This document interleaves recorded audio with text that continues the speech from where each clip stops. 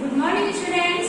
बच्चों, आज हम पाठ 3 वचन शुरू करने जा रहे हैं, वचन पढ़ने जा रहे हैं। इससे पहले हमने संज्ञा पढ़ा और संज्ञा के अंतर्गत हमने पढ़ा था संज्ञा के 3 विकार होते हैं, लिंग, वचन और कारण।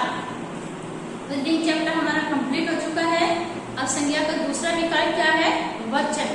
आज हम वचन ही पढ़ने जा रहे हैं। तो सबसे पहले वचन को पढ़ने से पहले हमें वचन का अर्थ पता होना जरूरी है। वचन का अर्थ होता है संख्या। वचन का क्या अर्थ होता है? वचन का अर्थ होता है संख्या, अर्थात जिन संज्ञा शब्दों से किसी व्यक्ति या वस्तु की संख्या का बोध हो उसे वचन कहते हैं। वचन किसे कहते हैं? जिन संज्ञा शब्दों से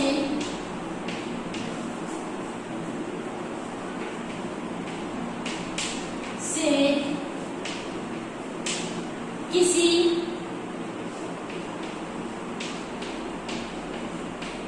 व्यक्ति या वस्तु की संख्या का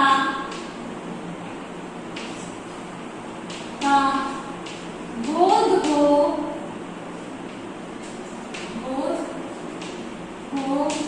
उसे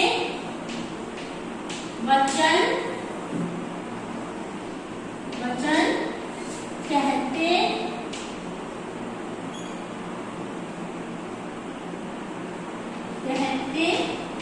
हैं। ये हमारी वचन की डेफिनेशन है, परिभाषा है।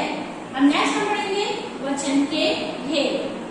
वचन के 2 भेद होते हैं। वचन के कितने भेद होते हैं? वचन के 2 भेद होते हैं। अब वो कौन कौन से हैं? एक वचन और दूसरा होता है बहुवचन। दूसरा कौन सा होता है? बहुवचन। वचन के 2 भेद होते हैं, एक वचन और बहुवचन। एक वचन नाम से ही हमको स्पष्ट हो रहा है, एक व्यक्ति या वस्तु, यानी जिन संज्ञा शब्दों से एक व्यक्ति या एक वस्तु का बोध हो उसे हम एक वचन कहते हैं। जैसे मैंने कहा थाली, तो हमें एक ही थाली का बोध हो रहा है, तो थाली हमारा क्या है? एक वचन। ठीक है। दूसरा होता है हमारा बहुवचन। बहु का अर्थ होता है एक से अधिक। बहु का क्या अर्थ होता है? एक से अधिक, यानी जिन संज्ञा शब्दों से हमें एक से अधिक व्यक्ति या वस्तु का बोध हो उसे हम बहुवचन कहते हैं। जैसे कि अभी मैंने आपको एक वचन का एग्जाम्पल दिया था, थाली। ठीक है। अब इसको हम बहुवचन में कन्वर्ट करते हैं तो थाली का क्या बनेगा? थालियां। क्या बनेगा? थाली का थालियां, रात का रातें। ठीक है ना। तो इस प्रकार हमने क्या पढ़ा? एक वचन और बहुवचन के बारे में समझा। ठीक है। परंतु हम यहाँ देखेंगे कि कुछ जो शब्द होते हैं वो सदैव एक वचन में ही प्रयोग होते हैं। जैसे कि सोना, चांदी, स्टील, दूध, जनता। ठीक है। ये सब क्या है? मतलब एक वचन के लिए ही प्रयोग होते हैं। ठीक है। अगर आपका क्वेश्चन आए कि जनता एक वचन है या बहुवचन है, तो इसका सही आंसर क्या होगा? एक वचन। तो कुछ शब्द जो ऐसे होते हैं वो सदैव एक वचन में ही प्रयोग होते हैं। वो कौन कौन से होते हैं? जैसे कि धातुओं के नाम होते हैं, जैसे चांदी, सोना, लोहा, स्टील। ठीक है। पानी, ये द्रव जो पदार्थ होते हैं वो एक वचन में ही होते हैं, जैसे पानी, दूध। ठीक है। फिर होता है कि जनता। ठीक है। जनता, आकाश, घी, सत्य, झूठ, मिठास, प्रेम, मोह, ये जितने भी भाववाचक जो संज्ञाएं होती हैं वो भी सब एक वचन में ही प्रयोग की जाती है। अब इसके अतिरिक्त कुछ शब्द जो ऐसे होते हैं वो हमेशा बहुवचन में ही प्रयोग किए जाते हैं। हस्ताक्षर, प्राण, ठीक है, भाग्य, आदरणीय, ये जो शब्द हैं ये क्या है, ये सदैव बहुवचन में भी प्रयोग होते हैं। जैसे इनको हम क्रियाओं के द्वारा भी इनका हम कैसे पता लगा सकते हैं, क्रियाओं के द्वारा भी हम इनका पता लगा सकते हैं। जैसे कि किसी को जब हम रोकते हुए देखते हैं तो हम ये कहते हैं कि बेचारे उस बच्चे की आंखों से आंसू आ रहे थे, ठीक है, आ रहे थे, यानी क्रिया क्या होगी इसकी, बहुवचन। तो क्रिया के द्वारा जब क्रिया बहुवचन होती है तो वो शब्द जो है वो बहुवचन के रूप में प्रयोग होता है। तो जो इन शब्दों के बारे में हम मतलब क्रिया के द्वारा भी हम एक वचन और बहुवचन के बारे में जान सकते हैं, ठीक है। अब कुछ शब्द जो होते हैं उनका हम एक वचन से बहुवचन बनाते भी हैं। जैसे कि मैंने कहा लड़का, तो इसका बहुवचन हो जाएगा लड़के। पतंग एक वचन है, इसका बहुवचन हो जाएगा पतंगे।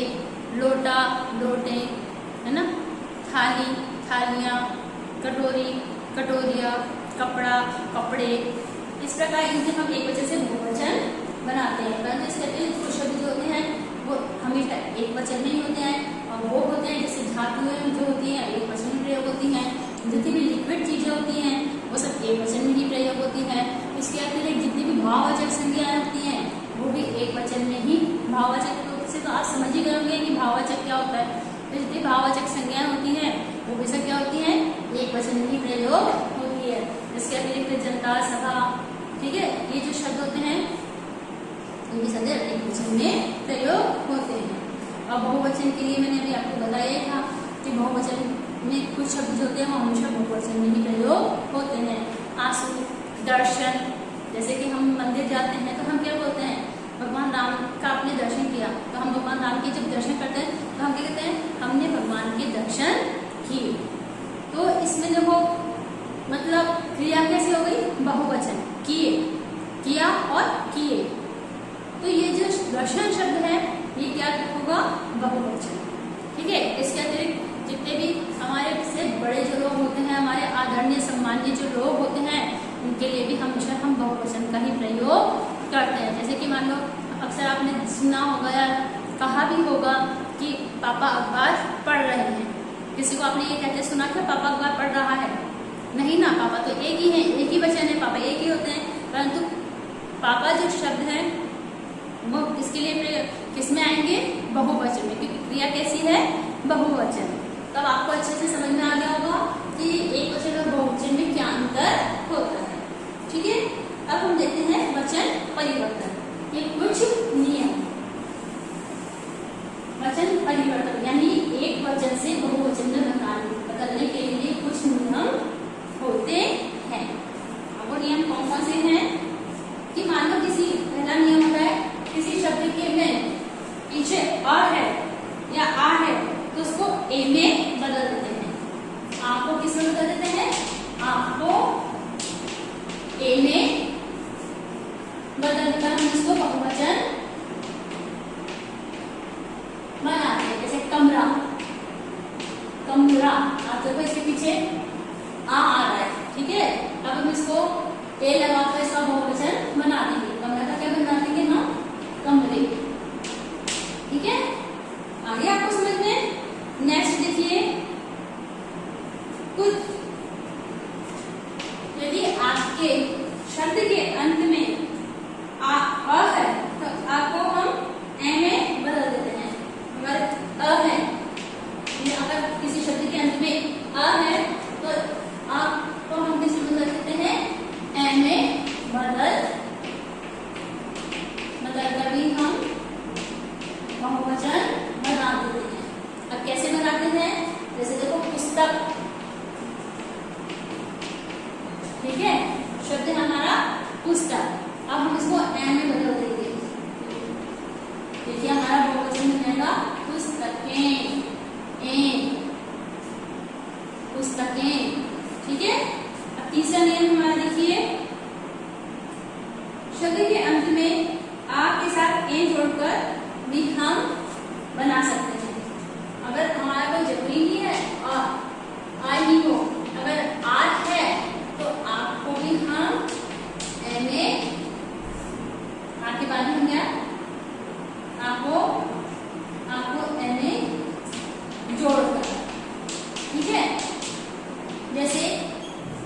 देखिए बाला, ठीक है, बाला तो क्या बना देंगे हम, बालाइन।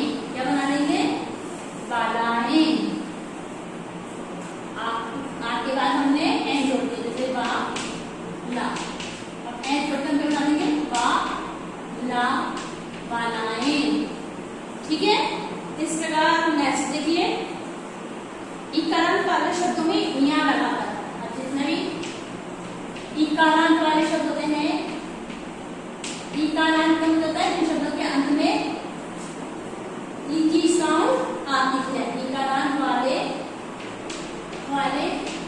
शब्दों में हम क्या जोड़ेंगे, जितने भी इकारांत वाले शब्दों में, तो हम उसके अंदर क्या जोड़ देंगे, इया। क्या जोड़ देंगे हम इसमें, इया, ठीक है। अब देखिए कैसे, मान लो लड़की है, अब देखो ये बड़ी की इकारांत हुआ ना ये, ठीक है। अब इसका बहुवचन बनाएंगे तो क्या बन गया, लड़की या। देखो छोटा ये इसमें छोटा ये हम प्रयोग करेंगे, ठीक है। अब 5 पॉइंट देखिए, सभी स्त्रीलिंग शब्दों के अंत में आए या को या में बदलकर। अब जितने भी स्त्रीलिंग जो शब्द होते हैं, स्त्रीलिंग शब्दों में या आता है तो या को हम किस में बदल देते हैं, या को या में बदलकर भी हम क्या बना देते हैं, क्या बना देते हैं, बहुवचन बना देते हैं। जैसे कि आप देखो चिड़िया, चिड़िया स्त्रीलिंग शब्द है, ठीक है। अब इसको हम, इसमें या आ रहा है, तो स्त्रीलिंग, चिड़िया स्त्रीलिंग है, स्त्रीलिंग वाले शब्दों में या आ रहा है, तो हम इसमें क्या जोड़ेंगे, या की जगह हम क्या लगाएंगे, या। चिड़िया, चिड़िया है और ये चिड़िया, ये हमारा क्या बन गया, बहुवचन, ठीक है। ऐसे ही अगर हमारा उकारांत शब्द होता है तो उसमें हम एक जोड़ते हैं, जैसे वधु, वधुएं। एक बार आप देख लें पूरे सभी,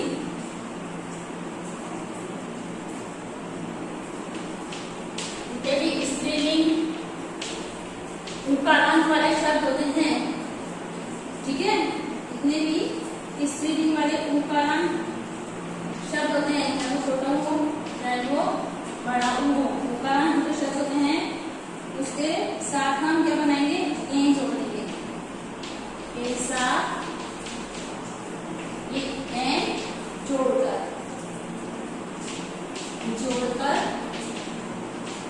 हम क्या बना देते हैं, उसका बहुवचन बना देते हैं। इधर फोटो पढ़ लीजिए आप किसी का एग्जाम्पल,